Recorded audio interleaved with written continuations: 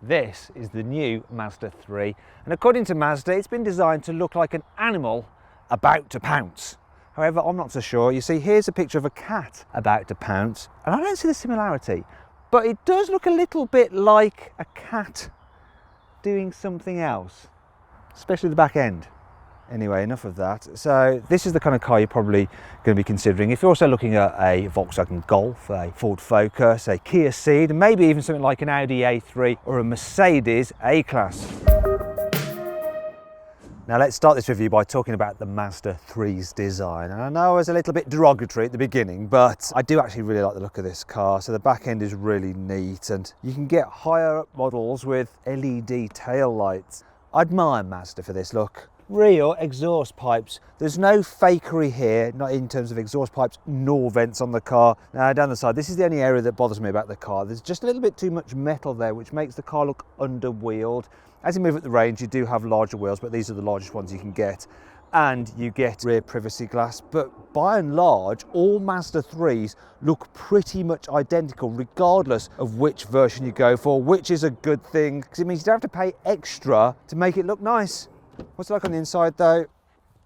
I think this car has a really nicely designed cabin. It's quite interesting, the shape of the dash feels sporty. I love the way that you're separated from your passenger, not because you're going to hate your passenger, it's because it makes the car feel more sporty. And there's interesting details on the door as well. I do really like it. With this black trim, it can feel a little bit dark in here, but then there's flashes of like aluminium accents about the place, on the steering wheel as well, and here, and the door handles. These chromey bits just help liven things up a bit, especially the Bose speaker surrounds of this particular car. I really, really like that. So it's not such an issue. In terms of the quality, well, you get leatherette on the dash, and this is soft touch, this is soft touch, this is as well. So all the bits that need to feel expensive are, whereas the bits low down that don't really need to aren't. And even the central boss on the steering wheel, if you touch it, it feels cheap, but you don't really touch that unless you're hammering the horn because someone's annoyed you. But the chrome bits, once again, just liven it up so you ignore the cheapy plastic bit. Now there is one last thing I need to check, and it's, does it feel solid? Is that moving? No, not really. It all feels very robust. Finally though, I want to talk about the infotainment screen. The way it's kind of on the top of the dash, which is a good position, but it's a bit weird, the shape they've chosen for it. It's just kind of random. And that brings me on to this car's equipment list. So let's enter geek mode. Geek mode. The Mazda 3 range kicks off with the SEL, and it gets a widescreen infotainment system with Apple CarPlay and Android Auto and a partially digital driver's display. It also has auto emergency braking to stop you crashing into stuff. And then there's automatic cruise control, which uses radar to keep you safe distance from the car in front. The next equipment level up is the SEL Lux, and that adds a rear parking camera and front parking sensors to the standard fit rear parking sensors. And then there's the keyless entry system, which automatically locks the car as you walk away from it. Next is the Sport Lux model, and it has adaptive LED headlamps, which are designed not to dazzle the drivers. It also has alloy wheels for grey hue. I remember Hugh, lovely bloke. And finally, there's auto-dimming door mirrors. Next up is the GT Sport with its black leather interior, Bose sound system, and heated steering wheel. Ow! And finally, at the top of the range is the GT Sport Tech, which adds a load of extra safety features, including auto emergency braking in reverse, thankfully. Right, that's enough of that, otherwise it's going to be information overload. Let's continue this review by talking about the infotainment system. So, this may look like a touchscreen, but you can't actually operate it that way. Instead, you operate basic stuff with voice commands, or to control everything, you use the click wheel controller and shortcut buttons between the front seats, which to be honest is easy to do while you're driving than pressing a screen. It helps the menus are super simple, and the on-screen icons and graphics are clear and bright. The sat-nav system is fairly decent, and putting in a postcode is simple, and the system calculates routes quickly. Plus you can add a waypoint along your route in a few button presses. Really the only downside is that the traffic alerts aren't that great, but this doesn't really matter because then you can use Apple CarPlay or Android Auto to run Google Maps or Waze through your phone, and then you can use apps directly like Spotify rather than stream your music via Bluetooth. And generally the stereo is okay, but the upgraded Bose system of this car is noticeably better. Now moving on to this central screen, it's actually only the middle dial which is digital, and you can't really do that much with it. It shows a speedo, or you can flick through for some driving information and trip computer, or like your driving assistance systems and a slightly different look for the clock. Really though, it's quite simple and you can't do that much with it. And the digital dials you can get on a VW Golf are way more comprehensive. Now, in terms of actual connectivity in this car, you've got a USB port there and a CD player for some reason. Didn't realise it was still the 1990s.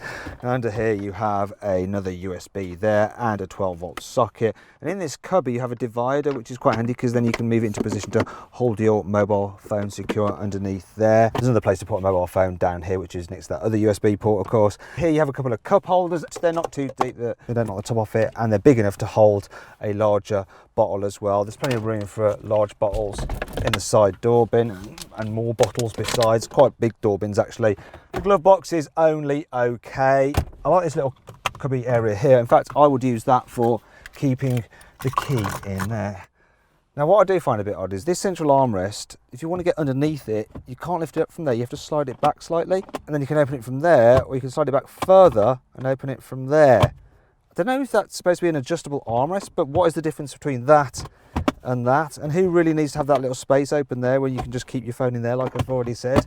Very bizarre. Another thing that's a bit bizarre is that, well, I love the driving position on this car and you have so much adjustment in the steering wheel. I just wish the driver's seat will go a little bit lower. You know, this is a very sporty feeling car, but you seem like you're sat on it. I mean, it probably won't matter too much if you're big or small because there's still plenty of headroom and you can move the seat quite far back or quite close to the pedals if you want to, but it just seems a bit of a shame. At least the doors open nice and wide, so it doesn't matter if you're on the large side, you can still spill out of the car. Speaking of which, let's go check out the back seats. So, here we are in the rear of the Mazda 3. And knee room is only just okay. If you've got really lanky legs, you're going to find it a bit cramped. Also, the foot space is a bit cramped as well. You can't really slide your feet under the chair in front. Bigger issue though is that sloping roofline. Look, if I sit up dead straight, my head is touching. If you're over 6'4", you're not going to like it much in the back here. Another thing that's not great is the fact that it feels really dark and dingy in here. These rear windows are quite small and the window ledge is quite high, so smaller kids just aren't going to be able to see out. At least the rear windows, what there is of them, do go all the way down. Now, if you need to carry 3 in the back at once, yeah, good luck with that. So there's a bit of a hump in the floor there, so that makes foot space even worse. And this middle seat is very uncomfortable for the person in the middle. I mean, look at this, not great. And because the car's got quite a narrow body, the people on the outer 2 seats end up having their heads pushed up against the roofline and they're pretty much just banging their heads against these large grab handles. Now, continuing here, you do have a little bit of extra practicality. So some cup holders there. You do have some door bins that will take an all right size bottle. Also, I think the quality, you know, is pretty good. I mean, that soft touch on the door, which is unusual. You don't get that in a Volkswagen Golf in the back seats, by the way. Now, what's not so good though is carrying a baby seat. You see, the rear doors are quite small, so it's quite hard to work it into place. At least the ISOFIX anchor points are easy to get to, though you might lose the removable covers. Because it's quite cramped in the back, you end up having to push the front seats forward a bit to actually accommodate the seat. And if you want to fit 2 seats in the back at once, there is absolutely no room between them for anybody to sit. Anyway, let's move on to the boot so I can continue my criticism of this car's practicality. Now, in terms of the actual capacity, it's a little bit larger than a Ford Focus is, a little bit smaller than a Volkswagen Golf, but it actually feels less practical than both of them. Partly because you have these ridges intruding into the boot area, which can make it a little bit awkward to load. There's quite a significant load lip to lift your really heavy suitcases over. And then there's hardly any other features, so there's no real underfloor storage. That's for your tyre sealant and stuff like that. Yeah, no spare wheel here. And there may be a strap here, but it's really quite useless. I don't know what you're going to do with that. It's a little bit annoying, really, because that's the only feature in the boot. If you want to carry longer items, you can fold down the rear seats. Easy enough to do like that. And you get a continuous floor. Not completely flat, but not bad. You can slide things all the way to the front of the car, which is great. But how much can you actually carry in this Mazda 3? With the rear seats folded, there's space for 2 large boxes and a further 15 small ones. You can also fit in a bike inside without having to take any of the wheels off. With the rear seats in place, there's space for 2 large and 2 small suitcases. A baby buggy will fit 2. In fact, you'll just fit the buggy, clubs and a further soft bag in at the same time. Right, that's all the practicality stuff dealt with. Now it's time for me to reveal the 5 annoying things about this Mazda 3. The bonnet is so heavy, it really should be on gas struts. And you don't want to get anything caught in it because it's going to get messy. Ugh. This button here allows you to lock the car's doors from the boot, which may seem like a good idea, but if you've mistakenly left your keys inside, press that lock the car, and then shut the boot,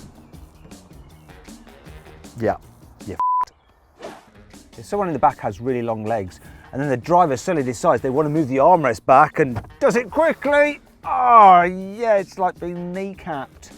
The top specification car gets lane keeping assist. That's designed to steer, to keep you in lane, but it kind of just bounces you between the white lines, a bit like ding, ding, like you're ricocheting down the road. It's so annoying that you have to really just do all the steering yourself. There's no specific place within the car to store the load cover when you're removing it, if you want to pack the boot full. So, you know, you could leave it in here, but it takes up space. So I'm just going to see how far it can fly. Don't worry, there's still plenty to like about this car. Here's the carwow 5 core features. The Mazda 3 has something called G Vectoring Control Plus. So as you're driving along, the car is automatically making very minute adjustments to the throttle inputs and the brakes to help maximise grip by changing the car's balance, a bit like a racing driver does to improve their lap times. The seats don't have a normal, slow to operate, rotary style controller for the seat recline. Instead, it's just a lever, you pull it up and you can go lying flat as quick as that, or upright just as easily. I freaking love it. As well as a normal Skyactiv G petrol engine, you'll be able to get another one called the Skyactiv X, which has a special supercharge which allows it to run with the efficiency of a diesel, but the smoothness for petrol. So the best of both worlds. There's a little camera somewhere behind here, which is constantly monitoring the driver, and it can tell if their eyes are starting to shut and their mouth's starting to droop. And then if it thinks they're starting to fall asleep, it'll sound an alarm to wake them up. The car uses something called iLive, which is basically a mild hybrid system. So as you're braking, it recoups that lost energy, stores it in a battery, then uses it to power things like the electrics and the starter motor. Okay, it's time to take this new Mazda 3 for a test drive, and let's start in town. One thing I really like about the car are the controls. So the gear shifter is lovely. This manual gearbox is glorious. It's very sporty, it's very slick, it's a joy to use. So are all the pedals really nicely weighted, and the brakes, they're not grabby, but they're strong. The steering's precise yet light enough. It's all good. What's not so good though is that the car does have quite firm suspension, so it jolts you a little bit more of a bumps than a Volkswagen Golf or Ford Focus. Also, the car doesn't have quite such a tight turning circle as either of those, so you're more likely to get caught out in mini roundabouts if you need to do a U-turn. It's not a massive problem. One thing that is more of an issue though is the rearward visibility, and that can be a problem when you're pulling out at certain junctions or trying to park, as I'm going to do now. So here we go. Now, one thing I do like though is that the mirror angles down automatically so you can see the curves, so you don't damage your wheels. Now, I'm totally relying over the sensors because I can't see much out that back window at all, and I'm using the screen there as well. It's not too bad when you've got all the systems helping you out and you've got a decent sized space to fit in. But yeah, that rearward visibility is not great at all. Anyway, that's enough of town shenanigans. Let's head off onto the motorway. I'm actually quite surprised how good this car is as a long distance cruiser. So the old Mazda 3 was quite noisy. This one is much, much quieter. Also, the suspension actually gets better as you go quicker. And the seats, oh man, these seats are lovely, super comfy. You can do mile after mile in them, no problem at all. Now though, let's try the response of this petrol engine. 50 miles an hour, let's put it into fourth. There we go, and accelerate. Come on, let's see how long it takes to get to 70. It's all right, and the faster you go, the more kind of noise it makes, but it's not terrible. Really though, the in-gear punch from the diesel is better. The diesel will also give you better economy, but let's see what this one's doing. Over 40 miles per gallon. That is really good. Finally then, let's see how the Mazda 3 performs on a twisty road. So that sporty setup means that actually it does all right. It actually feels a little bit playful for a hatchback, like you can feel it moving around, not in a sort of like Larry kind of way, but more in just a fun, playful way. Quite like it. I don't think it's ultimately quite as sorted through the bends as a Ford Focus, but it's quite good fun as far as hatchbacks go. So then, what's my final verdict on the new Mazda 3? Should you avoid it? Should you consider it? Should you shortlist it? Or should you just go right ahead and buy it? Well, I reckon you should shortlist the Mazda 3. It's not the most practical hatchback, but it's a stylish and sporty thing to drive. I like it.